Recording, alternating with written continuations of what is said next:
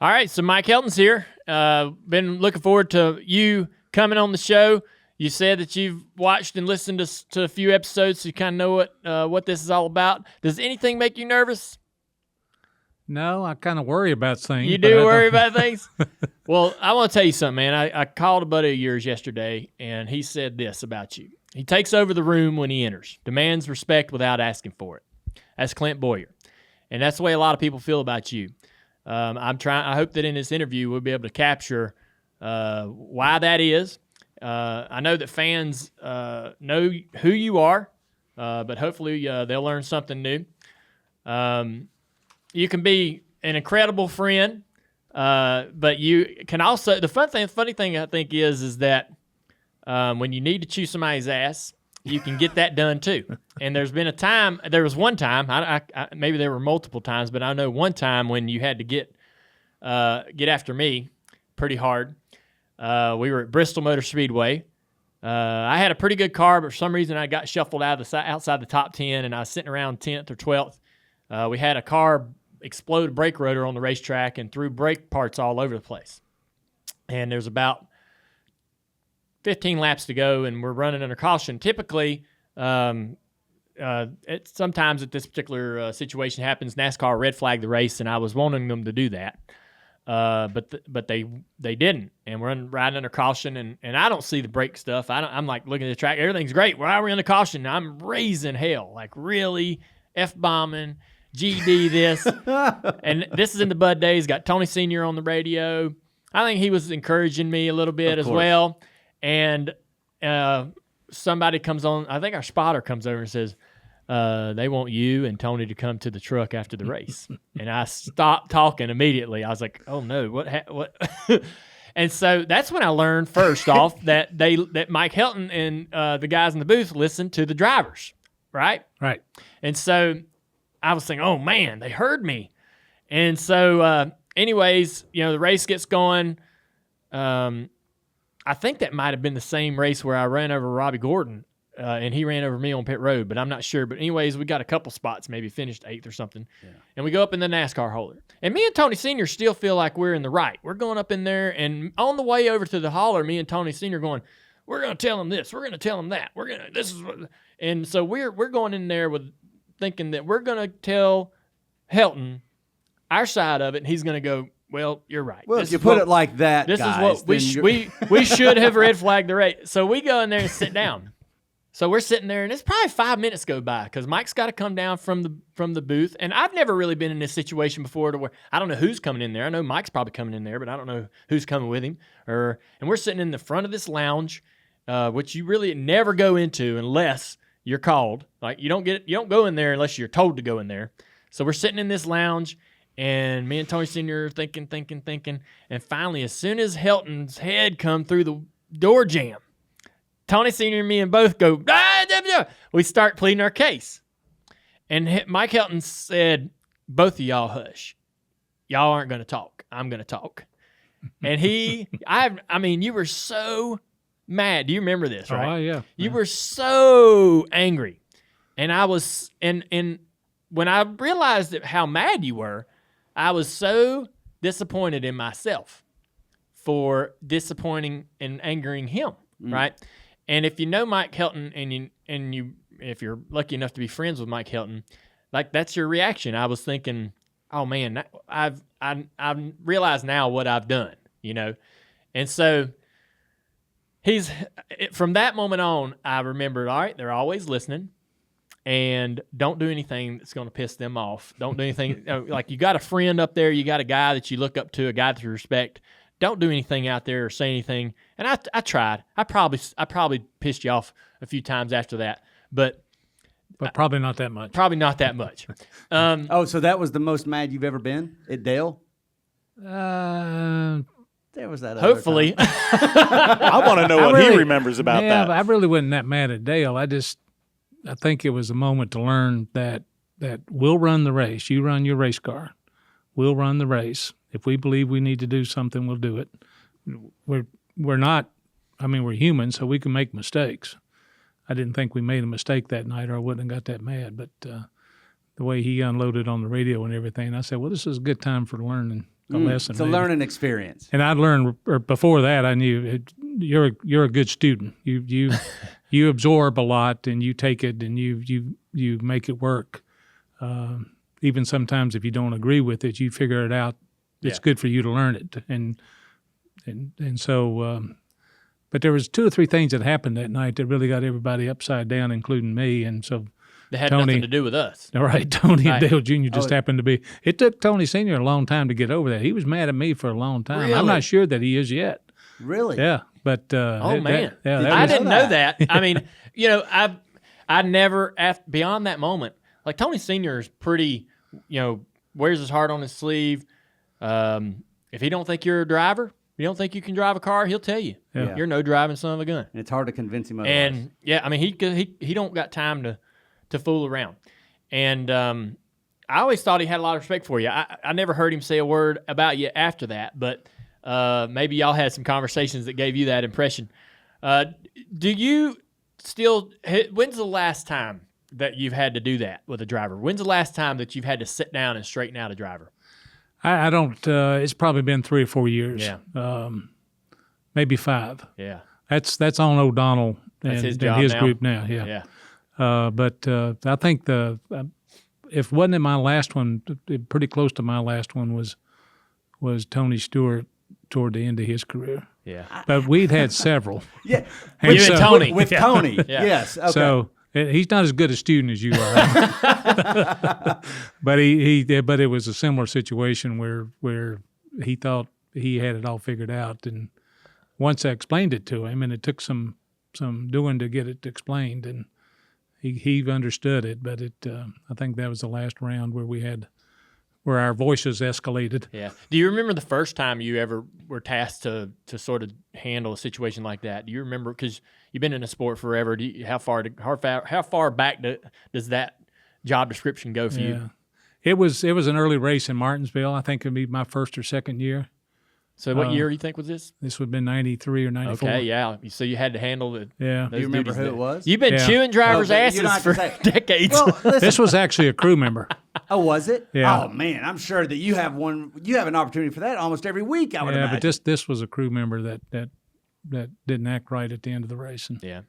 I mean, that's the thing. Is that like that speech that he used? Not to call it a speech, but a speech that he used on you. I would imagine that it wasn't the first time, wasn't the last time to have to explain to drivers that they don't have the best ideas on how to run a sport. You know Yeah. what I'm saying? I mean, like that can't be a unique situation. Well, in that conversation in the hall at Bristol, he's like, we had brake parts all over the racetrack. We had a reason that the caution was so lengthy, and we're gonna clean all that up. We're gonna do what we need to do for the show.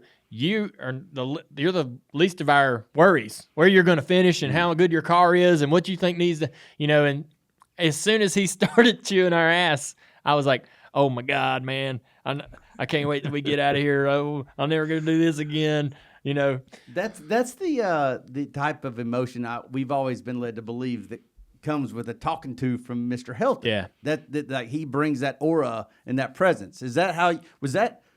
Do you know that you had that effect on them? no, but I learned it from Bill Jr. Oh, really? Yeah, Bill Jr. was a pretty stern leader Yeah. when it came to making sure that the athletes in the sport understood, how it all fits together.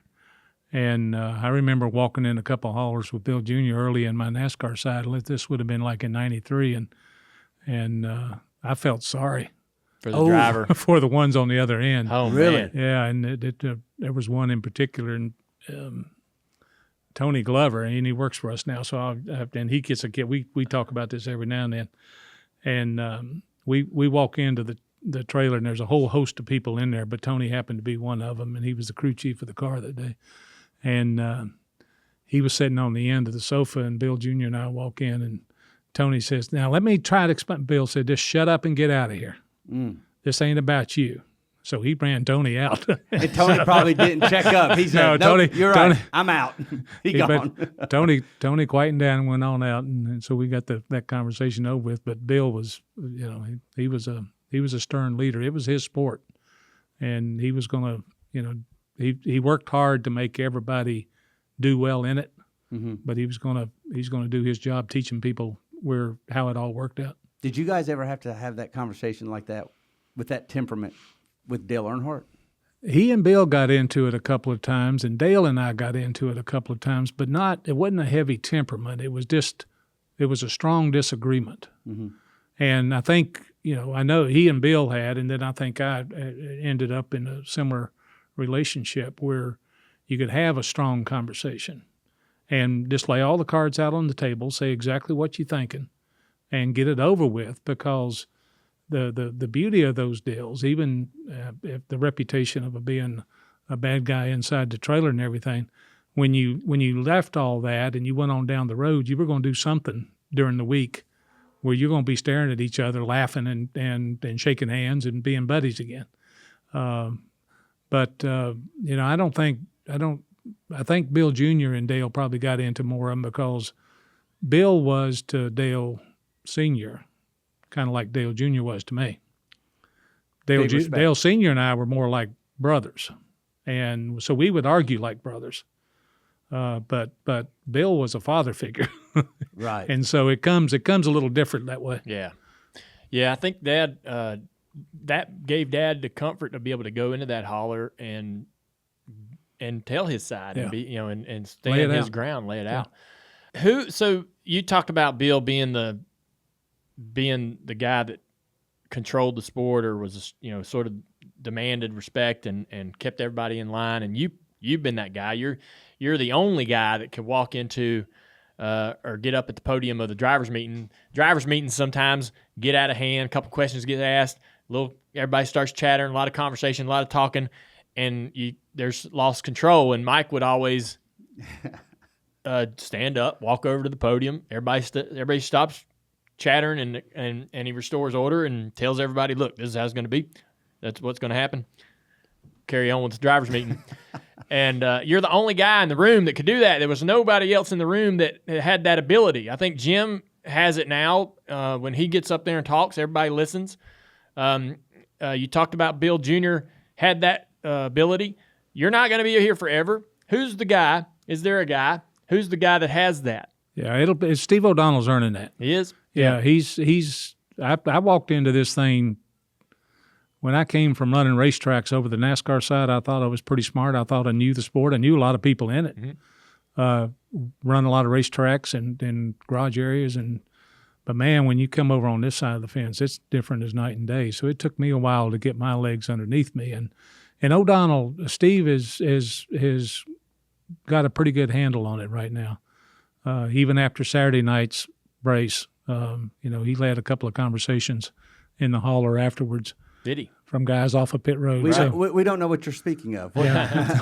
we actually have a lot of questions about that. But I think Steve's earning his stripes. Yeah. And he's doing it in his own style, in his own way.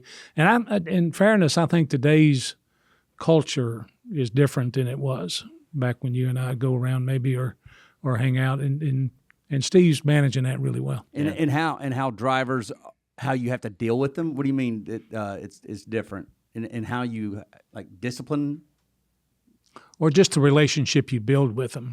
Being stern, Gotcha. Or being mean. Not everybody does it the same way.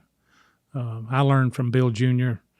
And kind of followed his route, but in today's world, I think the culture is more of, all right, let me try to get you to understand it one more time before I get mad at you. Gotcha. Type thing where I just got mad and just got it over with, and I was fine after it was over with. Yeah. So I was talking about Jim France. He's, he's sort of taken over the reins, if you will. How important is it to have a France family member plugged in to the everyday workings of the sport and obviously at the racetrack? Jim's been around forever, but he's sort of taken the reins visually. I can't say I know what he's doing behind the scenes, but from being at the racetrack and being at the drivers' meetings and so forth, it's awesome. And he gets up to the podium. He talks he's genuine. You believe what he's saying. And but he's, like I said, he's been around forever. What is his future? do y'all talk? Do y'all all discuss like what is the potential for his future going forward in the sport? Yeah, I think Jim has taken the responsibility that he had to take, and he will manage that responsibility for as long as it takes to get the right next leader of that caliber. I know he and Lisa are very close. He and Ben Kennedy are very close. If Ben were 10, 15 years older, maybe 10 or 15 more years experience, that's certainly as sharp as Ben is and the different things he's done in the sport. But Jim he was always our best kept secret because no one would see him, but he knows this sport inside and out. Yeah. I mean, he's the son of the founder.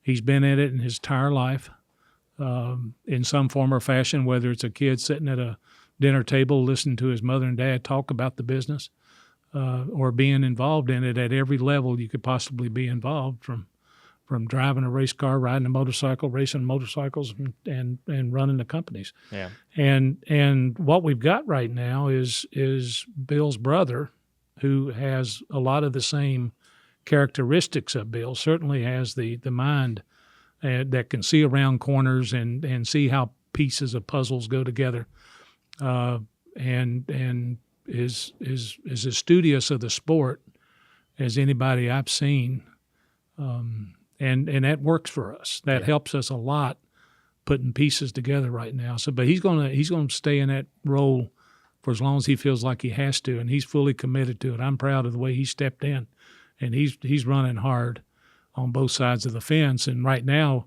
like in Bill Jr.'s day, we had a guy that was running both the racetrack side of the business and the sporting side of the business. Well, we're back into that right now. Gotcha. Jim's the CEO or the chairman of the board of ISC, and he's the chairman of NASCAR, and so that helps the sport. That will make the sport stronger, better, quicker. The hope is, I assume that Ben Kennedy's a big player in the growth of the sport, and his future is, maybe not pre-planned, but it's the hope that he eventually does fill that role for the France family. Is that true? Well, it's up to him. Yeah. But he has great interest in it. He's as smart as a whip. He takes on something and he masters it, and then he goes on to something else to learn from. He's a great student of all that, and just a humble, non-assuming individual. But he loves the business. He wishes he could still be a driver, but since he's not, then he's jumped in with both feet and tackles everything that he gets handed to him with great style and learns from it. And that the big thing is that he wants to be in the business. Yeah. He's working his way up, similar to Brian. I mean, a lot of people don't remember, or a lot of fans, today's fans, don't know Brian's history, and that he had so many different jobs. Yeah. It seemed like he worked in every department at some point. I can see Ben sort of going through that same route, and maybe there's some lessons learned from Brian versus Ben, whereas a lot of fans today don't know that about Brian and didn't have that respect for Brian when he was given the reins of the sport. Didn't have the respect for the history that he had and the time that the dues he'd paid, if you will. And I think with Ben, there's a great opportunity here, if he is the guy, for fans to know him now and know his progression. And when he is in that position one day, have that respect that we had for Jim or for Bill Jr., for you. That's my hope.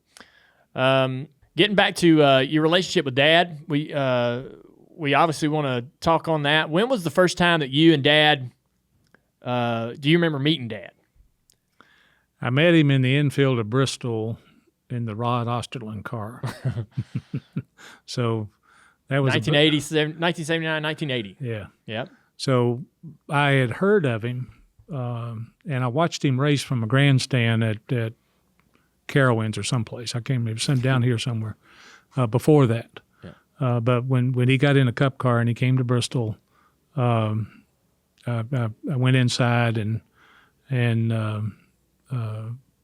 I had helped some of the folks out at Darlington a couple races before that, and had met Judy Tucker, and Judy Tucker was Dale Earnhardt's membership club guru. Yeah. She did all the work for Dale and the Wrangler organization and all that stuff, and so I had a chance to meet Dale, and it was an easy conversation to have. It wasn't anything that it just seemed like we clicked. But even way back then. Yeah, he had his mission, at that moment, and but then after that moment, when we'd hang out in Bristol or Nashville, because I was still living in Bristol back then. You were working in radio? Yep, the WOPI radio in Bristol, but I'd work part-time at the racetrack, which a lot of racetracks back then only used part-time. You'd literally go in and clean it up 2 weeks before the next race and get it ready and throw some paint where you had to and cut the grass. And then but I remember going to Nashville and hanging out, and your dad would stay with Ed Clark in Nashville. Ed had an apartment down there, but he lived in Bristol too, and we'd hang out, and so just kind of watching him progress in the sport was my first attachment to somebody that I didn't have or that I didn't learn from just being a fan of the sport, like a Richard Petty or a Cale Yarborough or Bobby Allison. Your dad was one of the first guys that I watched kind of, work his way up into being who he turned out to be, and that was a fun deal.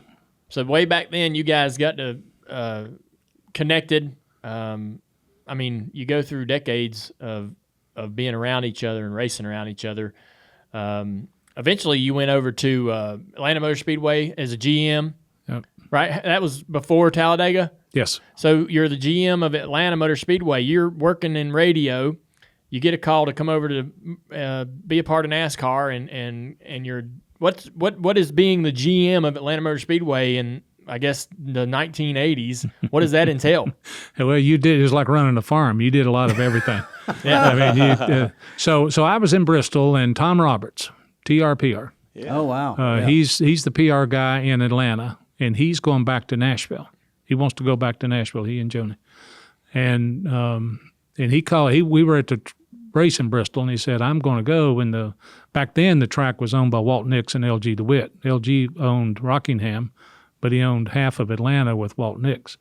And I met Walt at the Bristol race, and he said, well, come on down. We got an IndyCar race in a couple of weeks. So I drove down there and hung out. And so I started off in the PR business at Atlanta. Oh.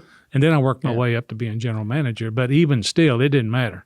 If you were PR or ticket sales or general manager of the place, you were general manager on race weekend.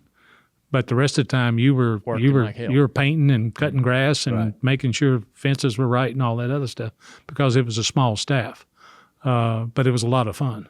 Yeah. And you have a place in Atlanta now. Yes. Did you have that first? I mean, when? No. So what's the connection to Atlanta? Is it from that job as general manager? I met Linda, my wife, in Atlanta. Okay. And so she's got a lot of family in that area. I liked Atlanta. But the piece of real estate we got down there, I didn't buy it until like 1998. Mm-hmm. But I knew of it when I was running the racetrack. It was a cattle farm, and I always enjoyed just driving by it because I just liked the looks of the big cattle farm, and then I left and went to Talladega. Mm-hmm.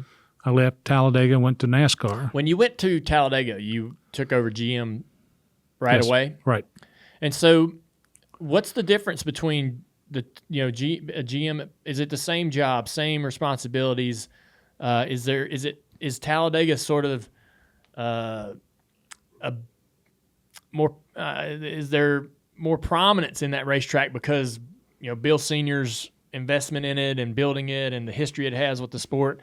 Because you hear a lot of guys that there's been sort of a trail of many people that work their way up through the sport, go through Talladega, right?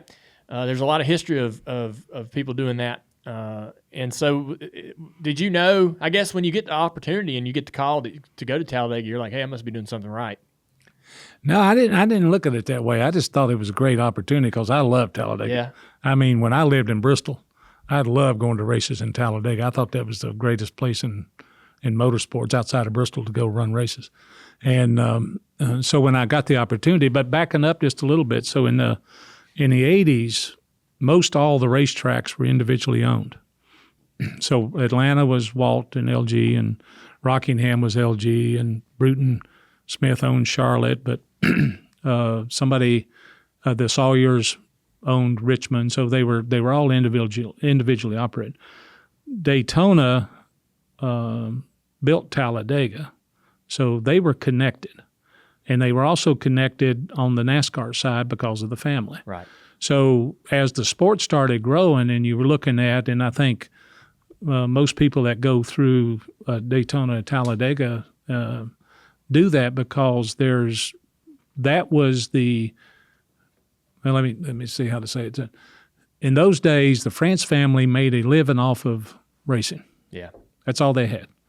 Roger had Michigan, and Walt was selling airplanes, and LG was selling peaches, and everybody else had some other business, and the racetrack was not necessarily a hobby, but it wasn't its primary source of income. The France family depended on racing. NASCAR had to work right. Daytona had to work right. Talladega had to work right. And so I think when you're looking at your next career step, if you had the opportunity to go to work for the France family, you did that because you wanted to stay in the business, and you got the best opportunity. And I was lucky enough to from Atlanta. It was actually Jim Hunter and Les Richter that said, "Hey, there might be an opening in Talladega. Right. You want to take a look at it?" And I said, "Heck yeah!" Right. Yeah. So now you're in the family. That's my point. Like you're sitting there thinking, "Man, I must be doing something right, and there must be more. Somebody sees a bigger future for me in this sport than what I'm seeing." So you go to Talladega. Managing that racetrack, is it different as you're almost working for NASCAR versus Atlanta? What are some of the things you're seeing at Talladega as a GM that led you to eventually working in the NASCAR, in the NASCAR family? Well, you in Talladega, you're right. You're closely aligned with the NASCAR component, right? Just through Bill and the NASCAR employees. And because you just shared resources. Bill Jr. was driving the ship on both sides, and so he was a common denominator. I talked to him as much as Les Richter would but my specific issues about Talladega. But when NASCAR came to town, you felt like you were part of that entire family. So you spent a lot of time talking to them, working with them. In that era when we switched from having to go to garage sign-in and sign in to the hard credentials that made life easier for everybody, we ISC and our Daytona and Talladega kind of worked for NASCAR on that because Bill Jr. didn't have to ask for our permission to do it, so to speak. He could do it through there, so we could use those as test steps, so to speak. And in that era, there was a lot of good stuff going on. Winston had shown up. Cable television was predominantly being pushed through the rural communities. They were looking for content. We had great content, still do, but so we were doing things. We were in Atlanta. We would probably build 1,500 seats a year. By the time I got to Talladega, we were building 3,500 seats a year. About what year is this? This would have been in '86. Okay, all right. And so the sport's growing. A sellout in Atlanta, when I was there, it was maybe 22,000 people, and about 18,000 of those we'd sell on race day. Dang! You really had to keep your fingers crossed for good weather because it was. Oh, yeah. You'd sell a handful of tickets to people coming back, and they wanted the same seats. But in that early '80s, it was you spent a lot of time managing how to sell tickets and pick up cash out of ticket booths and have the ticket booth structures. And you spent a lot of time operating a track with that element to it that we don't do as much today. But the technology is so much better. Yeah. But we relied very heavily on walk-up back then to sell the place. But in your time as general manager at Atlanta and Talladega, what's the most epic race that you recall that stands out that you just, to this day as a general manager, what is your What is the one that comes to mind? That's a good question. I don't. Actually, I was in Atlanta watching the race in Talladega when Bill Elliott made up 2 laps. Yeah. So I wasn't running Talladega then, but I was running Atlanta, and I was in Talladega watching that race, and that's one that it comes to my mind when you talk about Atlanta at Talladega. And then later on, there were some great races in Atlanta, and I was running Talladega and come over to watch the race when Alan Kowicki won the championship. But I was running Talladega watching the race in Atlanta. 92. Wow, yeah. I mean, because the reason I ask is I would imagine if the explosion of fans and the reason to build on grandstand seats, the racing on the track and the stuff had been amazing, and it was, man. I mean, you think about some races and some of the competitors back in those late 80s, early 90s, man, they put it all out on the line, both of those places. Atlanta, especially when it had that oval, or, the old configuration was fantastic. Well, that's what's great about walking through the Hall of Fame, and you see the age of the cars, like all these little models sitting here, and these are real race cars. Oh, yeah. And you walk through the Hall of Fame, and you see the difference between a K2 and a modern day race car. It's phenomenal to think that the pioneers of this sport drove those cars under the circumstances they drove them. We were doing an event for Richard Childress last week, and had the 3 Monte Carlo there, the black 3 Monte Carlo. And when you stand there and look at it, you wonder how in the world they drove those things for 500 miles at 200 mile an hour in Daytona Talladega. It's pretty remarkable. Dirty Mo Media and Junior Motorsports are proud to partner with Registics. If you sell discount appliances or merchandise, you need to get in touch with them. Registics works directly with retailers and manufacturers to get you the best deals from the leading home improvement brands. Whether you're looking for great deals on truckloads of customer return, scratch and dent appliances, self-pull inventory, Registics, they can help you out. Like JRM, they're a team that knows what it takes to win. Registics invests in long-term partnerships instead of focusing on one-off sales. They're invested in your success, and they know that when you win, you all win. Unlike the other guys, when you partner with Registics, you can trust that they'll do what they'll say they'll do. For reliable inventory and fair and consistent pricing, visit Registics.com. That's REGISTIX.com. So you're working at Talladega as a GM. What happens next? What's the next step for you?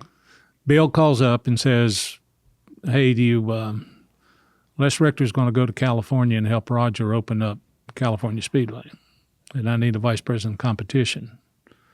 And I said, "Okay." And that was it. I every time Bill said, "I need you to do something," Right. Did it. I didn't question it because I knew it was going to come out all right. So what's vice president of competition doing? Well, at that point, there was a very small group, and we did all the sanction agreements. We made the schedules. We organized everything, and then, like at that time, Gary Nelson was the series director of the Winston Cup Series. But the vice president of competition would be the relationship and the liaison with the racetracks, the memberships, and manage all of that paperwork that goes behind the scenes. But then on race weekends, the vice president of competition would be the senior competition person. Today it's Scott Miller at the racetrack. So Scott Miller, he's kind of the talking head when something goes down. He's the guy that gets put in front of the camera for NASCAR to give their sort of side of things, and that was you coming out of Talladega. Is that when your and Dad's friendship really started to? Because he could spend more time. Y'all were around each other more. He's obviously you're working more hands on with the drivers as opposed to being in Talladega all the time. How did you guys get to become such great friends? Because you're not the enemy, but you're kind of wanting. You're both wanting the same thing. You're both trying to fight for the same thing. You want a healthy sport, but he's a driver, and you're the official. How do you guys become such great friends? I think your dad's unique personality drove most of that. So over the course of time at racetracks, the thing about Dale Sr., he would go into the ticket office or the administration office every racetrack, every race weekend, and say hi to everybody. Really? He would. Yeah. Every employee at every racetrack would see Dale Sr. on race weekend. And that's kind of the relationship he had with the industry. Now, if he called up and said, "Hey, I need 3 extra parking tickets" or something like that, the relationship worked both ways. But he knew he'd come into NASCAR during Daytona. He'd come into the office building and walk to every floor, every desk, Really? and say hello. And so that was his unique personality that did that. But along the way at the racetracks, he and I figured out with Richard Childress and with Bill Jr. connections that we had a lot in common. We liked hanging out and all that. So when I end up on the NASCAR side, now he says welcome to the dark side type thing, and it gets and we have the conversation at dinner one night with Bill Jr. and Dale and some other folks that we're going to argue about stuff, but 2 or 3 days from now it just won't seem that important. Mm-hmm. But let's argue and be fair with each other. And so as time went on, my phone would ring 6 o'clock in the morning, and I knew it was either going to be Bill Jr. or Dale Sr. One of the two of them, because they were. But if it's something that your dad didn't like on Sunday, first thing Monday morning, phone would ring before I even before I had the first cup of coffee. But he worked through all those things just to get them out of the way, so he could go back and be himself with whoever he wanted to be with himself. He was just that unique type of character. So, but the other thing I think that bonded us a lot was Bill Jr. enjoyed your dad's company a lot, and Richard Childress's too, and relied on Dale's input for what the garage area may or may not need, and relied a lot on Richard's input along with Bud Moore and some of those individuals. But Richard was a key player. But Bill Jr. would put together trips, and so it'd be me and Linda, Bill Jr., Betty Jane, Dale, Teresa, Richard, and Judy. And we'd go to Europe. We went to Monte Carlo. Jeez. We went to London and Paris, and we went to Tokyo on the way to Suzuka. Yeah. And just had a really good time socially and meshed together and everything. So that's where I think we bonded to the point to where we could have a brother talk. And if he didn't like it, he was going to take us to task. He'd take us to task publicly. On Dale, a TV camera? He would? Oh, yeah. He'd take us to task over the radio in his car. Did that drive you crazy? I mean, when anybody goes to task publicly, he had already developed that channel in to do it privately. What did that mean when he would do it publicly? Well, it still stings. I mean, when you hear it being said and understand there's thousands of other people hearing it, it stings a little bit more. But you work through it. You get through it. Did you ever take it personal? I couldn't help but take it personal. Right. He would take stuff personal. If we changed something back then, we were changing spoilers or whatever, almost every week. If it was a change on the Monte Carlo where he thought it fit or helped somebody else out, he'd take that personal. You just don't want me to win any more races, do you? And part of that was joking, but you also knew part of it had to come from somewhere. I was going to ask what. I didn't expect you to tell me what the disagreements would be, but I think you kind of hit it. If it was a competition thing, that's where drivers feel it the most, I guess. I would assume that's what Dale Earnhardt would take exception to most of the time, right? Well, yeah, but I think that might have been an easier topic on. I think the other things that Dale Sr. kind of led in our industry is he smartened up other drivers and car owners on how to participate in the sport, the marketing part of it. Oh, wow. The Chase Authentics, that was your dad that put that group together, but he didn't do it on his own. He knew Jeff Gordon and Rusty Wallace and Dale Jarrett, and those guys needed to be part of it. And so he won't ever get the greatest amount of credit for it, but that's how big a thinker he was. He was a student of everything, and he understood how to make bigness out of it. Mm. So you talked about collaboration. Y'all going on trips. Dad coming up in the holler and talking to Bill, or Bill leaning on Dad, Bill leaning on Richard Childress. That's sort of like today we have tons of collaboration in the sport. You got driver councils and competition councils and owners, and the owners had formed their association, and it felt like when I was a driver, I always thought, I thought the drivers' council was a great idea. But initially, we were going to organize ourselves. Me and Denny and Jeff Gordon got together and we're going to organize the drivers, and then NASCAR said, well, we'll just have a drivers' council, and I thought, okay, that's a great idea for the drivers to get together, and we'll try to help you guys sort of, tell you what we need. As I got out of sport, I don't feel that way anymore. I've changed the way I think, and I don't think that all the collaboration is helpful, and it just slows and drags the sport down. It felt like it was better when it was one or two guys, a couple trusted drivers, a couple trusted owners, and there was a stern Bill Jr. or Mike Helton style guy at the top of the heap telling everybody this is how it's going to be. You say the sport's changed, the culture's changed, and things are different. Do you feel like the collaboration that we have with the drivers' councils and all of that is the future? Is that the way is the sport going to be run or kind of controlled by this, many different layers between the competition committee, the owners, and the drivers, and obviously the industry? I know the drivers' council is sort of in flux now. I don't even know if that's got a future at all going forward, but it just seems like the collaboration is really ramped way up. And how do you see that today? And do you think that do you guys enjoy working with the teams that closely? Do y'all enjoy working with the competition that closely? Because I thought it was always better when Bill Jr. was at the top going, here's what we're doing. Everybody fall in line. Now it's like everybody has an opinion, or they're entitled to it, and voicing it. Yeah. Well, there are a lot of opinions, and the cycle of building these collaborative elements was probably necessary when we did it, and they'll serve a purpose. But I think in the meantime, what you're going to see is confidence in a Jim France. Yeah. From the owner side.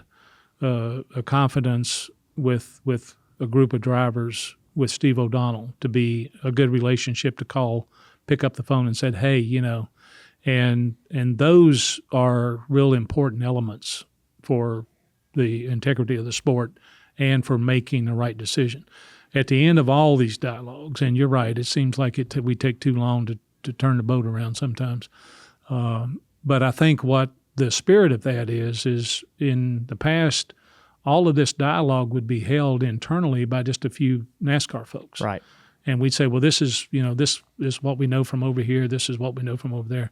And we'd make the decision, and everybody that didn't like the decision would say, well, where'd that come from? What the heck? And they wouldn't understand all the back channel work on it. The good thing, I think, with the councils and all that collaboration now is that everybody understands all the thinking that's going into it from our side. We share all the thinking.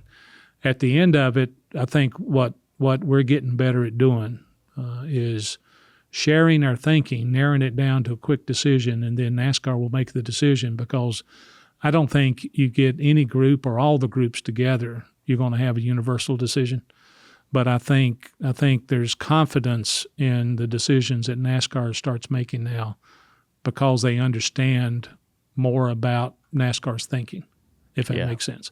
But that the influence from a driver, the influence from a car owner, the influence from a track operator, those are still important, and are the ones that happen between all the council meetings. Those, and Steve's building relationships with drivers that he will call individuals. Yes, and say, what do you think about this? That's pretty cool. One of the, obviously, Dad would probably, I'm just going to assume Dad would be at the top of the list. But back in, let's just say early 90s, aside from him, who were the drivers that you guys trusted? Who were the guys that would come up in that holler and actually get y'all's ear on different topics and what the drivers wanted or needed, or what they were talking about besides Dad?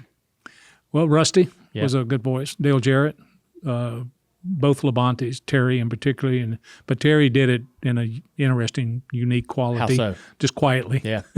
But if Terry walked in the trailer and said, "Hey, I need to talk to you about something," you knew you better shut up and sit down and Serious, listen, yeah. because he See, wouldn't you do should it. have just gone in there Bristol quietly like Terry did it. You would have got a lot more to say. Well, we've had some interesting conversations with Terry in Bristol, but on the That's right. we were the ones that were called on the carpet.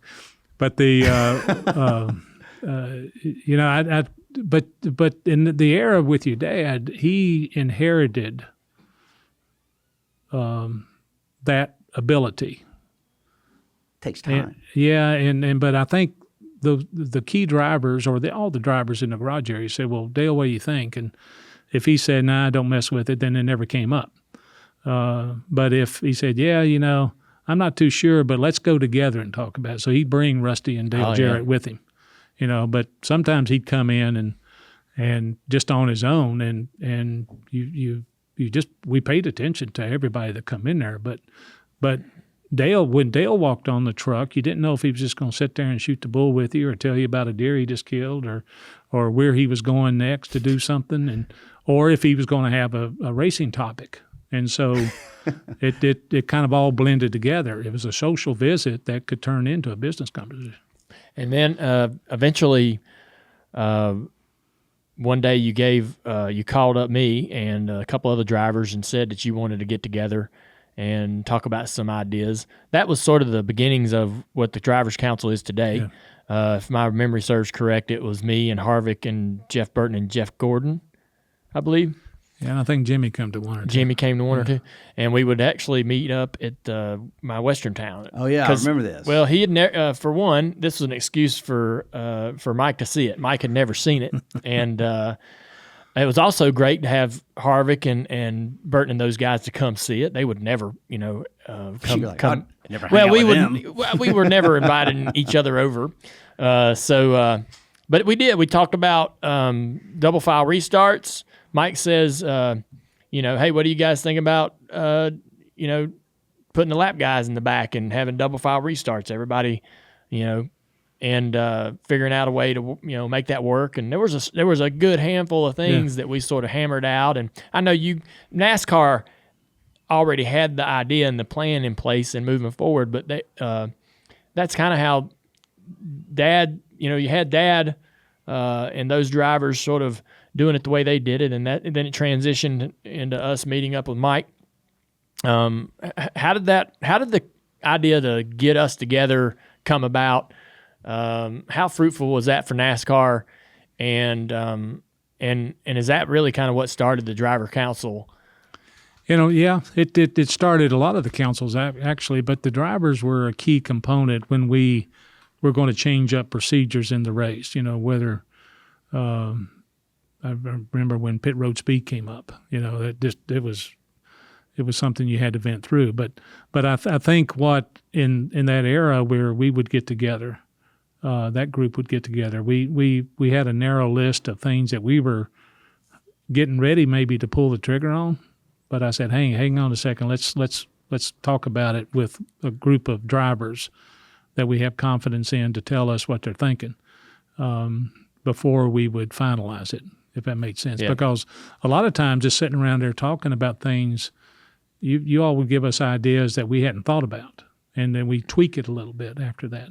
But that was kind of the start of today's version of the collaboration with the different groups, the drivers, the teams, and tracks and everything. Yeah, and with Jim coming in and sort of taking over a bigger role, Lisa obviously, taking over a bigger role as well and creating relationships.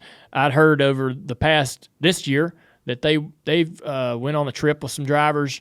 There was 2 or 3 different trips where the industry took drivers to different places to hang out and just build relationships. That's going on now. Yeah, we hadn't done that in a while, and then kind of Jim and Lisa kind of wanted to start back up to get to know both the veterans, mm-hmm. if you will, but then the younger guard in separate environments. So we've had a few of those. Yeah, and that's just creating relationships with the guys in the industry and. it's getting to know them, but giving them a chance to get to know us. Right. To get to know Steve Phelps and get to know, Chase Elliott knows Steve O'Donnell pretty well. But to get to know Steve Phelps, to get to know Jim France, to get to know Lisa Kennedy in a casual social environment, that's what built the relationship between me and your dad. And the France family has always been really conscious of it's the relationships in our business that keep us glued together. Yeah. Did NASCAR sort of lose its way?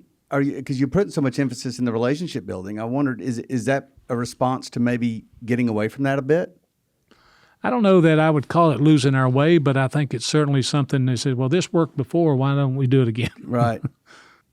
There's times when I feel like NASCAR takes unfair criticism, and then there's some times that I feel like NASCAR probably takes fair criticism that even you guys would determine is fair criticism. I mean, like, what comes to mind when you think of unfair versus fair criticism NASCAR's taken over the years? Well, I don't know. It's kind of hard to separate those. But you're right. There's both.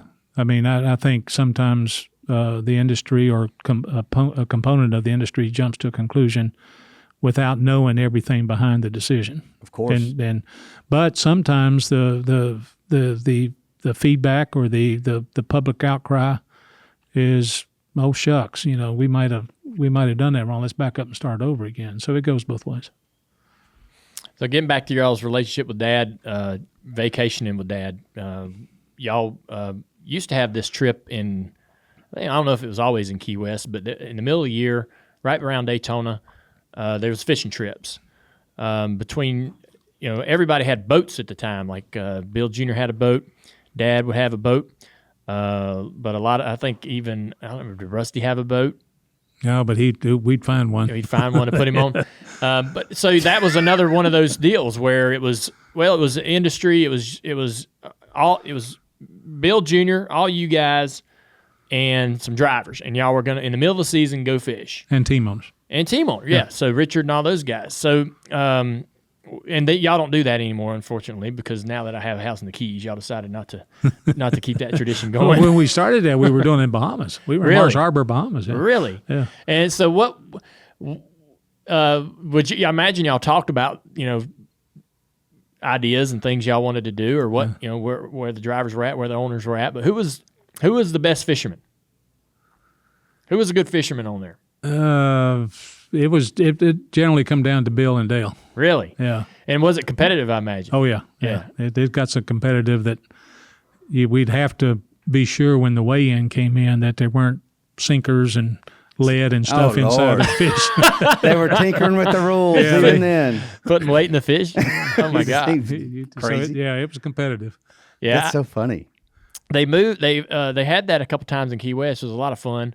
And I wish you guys still did that. That's when you need to crank back up. We may talk about that. And the other thing is Steve Phelps and Jim and us. We were talking about, now we've got a group like yourself, Jeff Gordon, Jeff Burton, Bobby Labonte, Jamie McMurray, that are looking through a different lens. Yeah. Like you were talking earlier, you look at it differently now. And I think that'd be a good one to put that group back together and go to the Keys with. And I don't know that we get anything accomplished. Well, for you guys, you I might don't know that accidentally. accomplishing things is really the goal of that trip, right? Yeah. I mean, you'd always sit around and something would come out of them. You, at the end of the day, when everybody was kind of cleaned up and through the competitive part, you'd sit around back and you start talking about something, and it'd be you'd get some input. Yeah.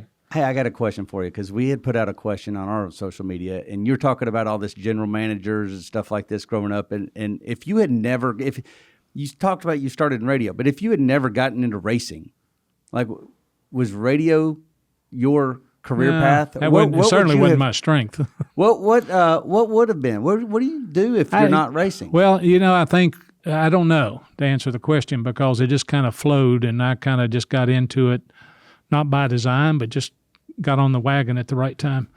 But I'd probably ended up at a car dealership. Okay. Well, Dale says you studied math. Is that right? So you're a math guy. Yeah. Numbers came easy, so when I had to sign up for a major in college, I signed up for math. Yeah. Boy, when I'm looking for easy majors, I don't think math. That doesn't jump off the page. That was back in the early 70s. I think freshmen in high school are studying the way we studied in college. Does it back then. change that much? Yeah. Leah, do you want to give us a few of what people think that Mike Helton would have been? I mean, because just like in everything else, the race fans have the best ideas on what you. So you just listen to them; they will tell you, right? Yeah, we had a lot of responses to dig through. 294 people actually responded to this. So I went through and pulled pulled some of the best ones. We had a lot of people say like a high school principal. We did have some people say run a car dealership, which is funny that you said that. Las Vegas pit boss, mafia boss, an umpire, a prison warden. We had a few people say that you might be a funeral director or an undertaker. Which Goodness gracious. Kind of dark and twisty. Mike Helton, attorney at law, the one that you call when you have a fender bender. Yeah. I can see that one. He'd be a Tom Selleck stand-in or possible Tom Selleck lookalike contestant. Hey, that's not bad. Tom Selleck, good-looking guy, isn't he? I feel bad for Tom Selleck. Mustache model. We had a lot of those.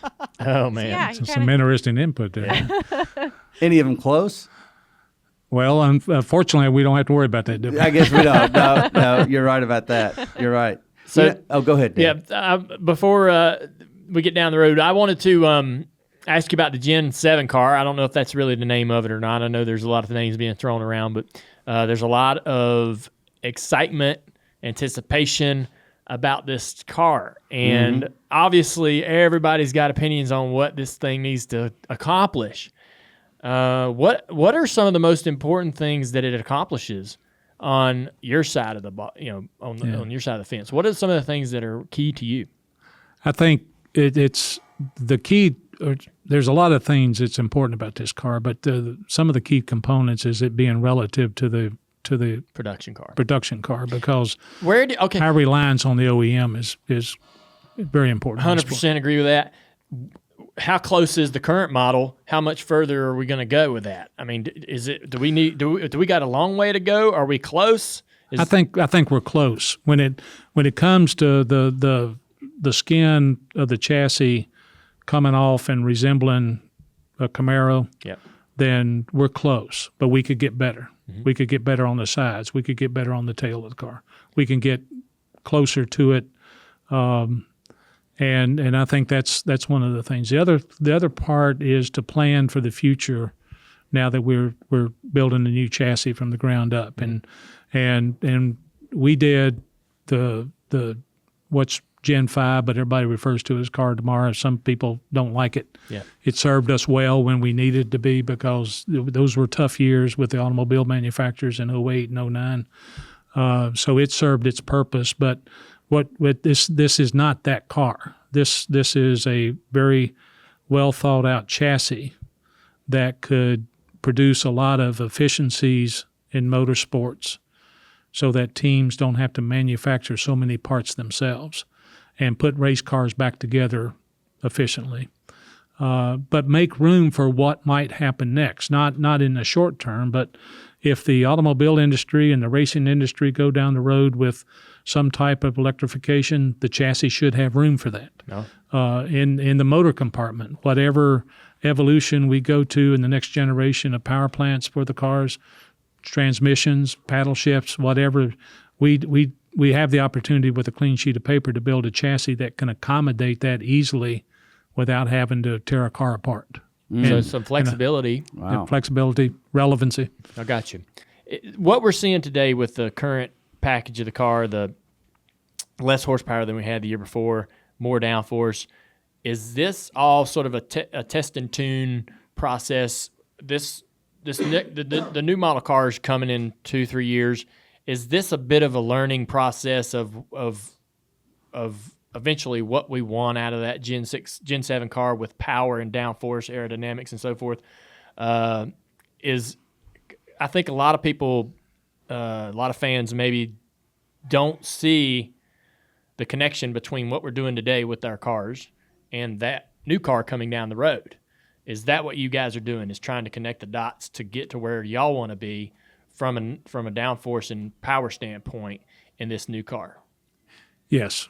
And that's a soft yes, because what Steve and his group have come up with that we're racing with in 2019 is horsepower and aerodynamic that we could accomplish quickly on the current vehicle. And so the idea was to take that to where the future vehicle would be similar. Yeah. But see what this, before we made the commitment, see what this package would be like.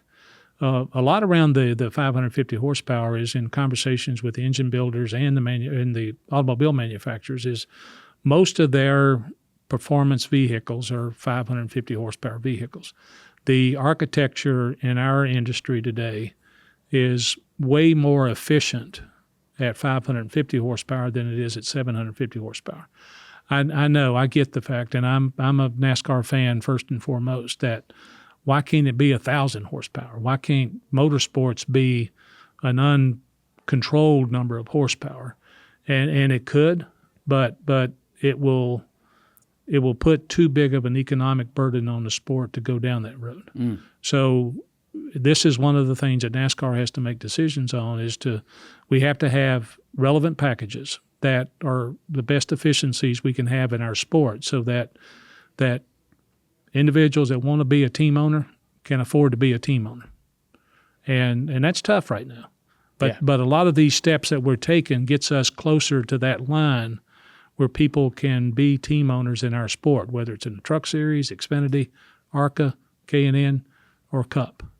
And a lot of these decisions that we're making, and particularly that go into the Gen 7, are economic decisions that Marshall Carlson will be sure that there's still a Hendrick Motorsports. Mm-hmm. The Dillons will be sure there's an RCR.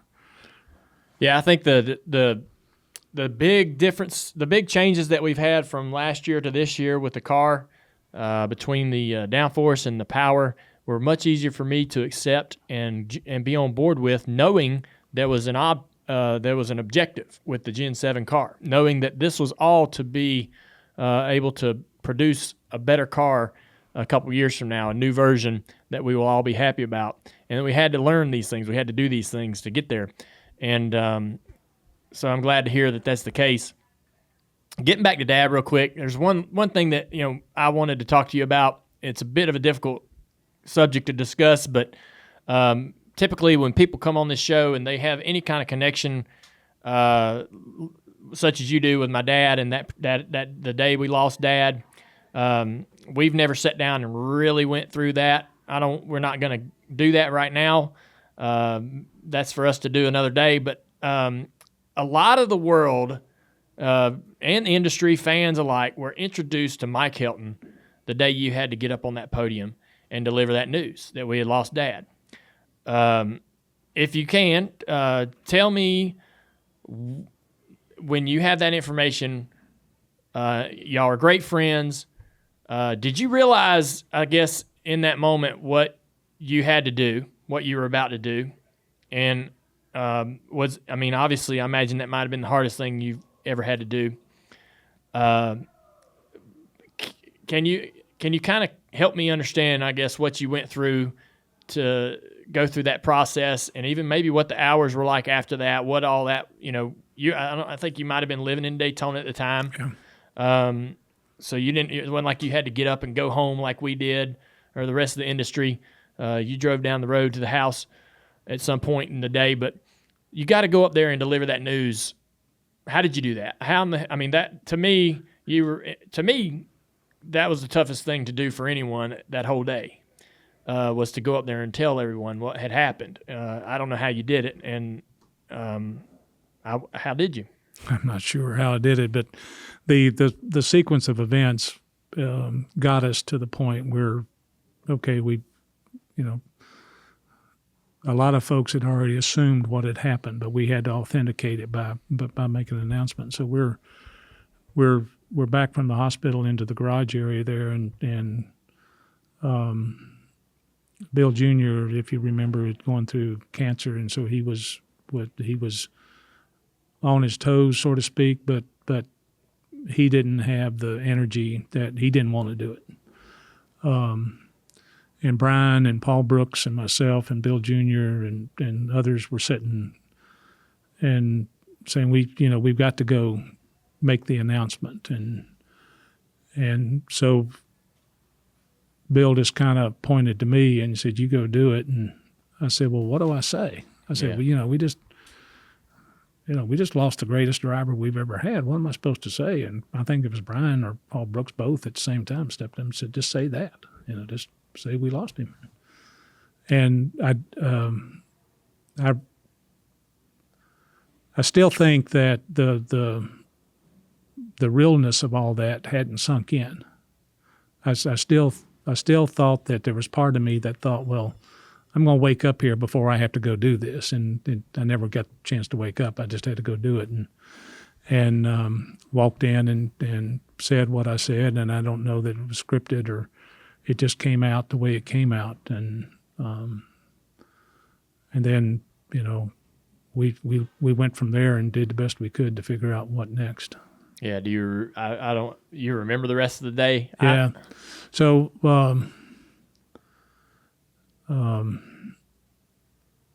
At the hospital, Teresa and Taylor were staying on the boat, the Intimidator, down at the Chart House. Mm-hmm.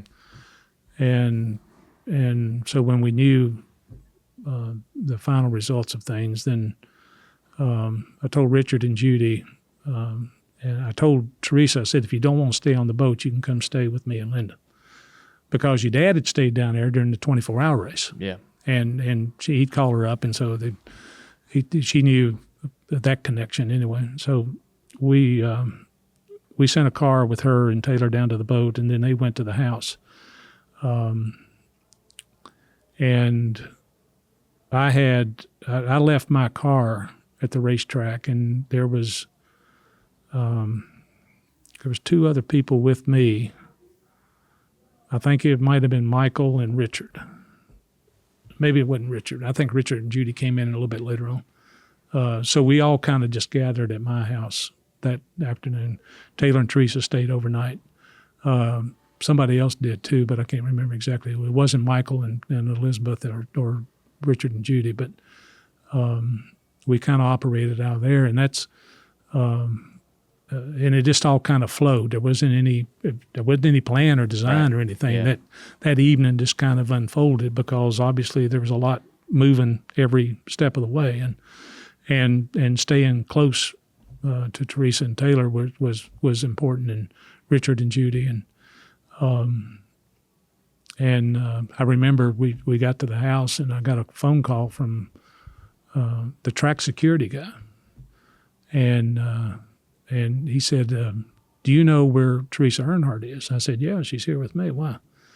The President of the United States wants to call her. And that was George Bush. Yeah. And so he ended up calling the house and talking to Teresa that night. And just the strange little things that you kind of remember. And I'll never get into all the other details that I remember, but we didn't sleep much, and you guys didn't sleep much at night, and it was. I don't remember nothing about. Yeah. After leaving the hospital, I remember going to the bus and talking to Tony Sr. and Tony Jr. and don't remember nothing after that. I don't remember how we got home or what I did that night or where I was at. Did you? I mean, for me, I had to. I had a lot of emotions about going back to the racetrack, and Rockingham was the next race. We had a great win with Steve Park, and it was a interesting, very emotional, positive day with with the pre-race. Everybody was walking around with their 3 hats on. What was your emotions, I guess, going forward? Like,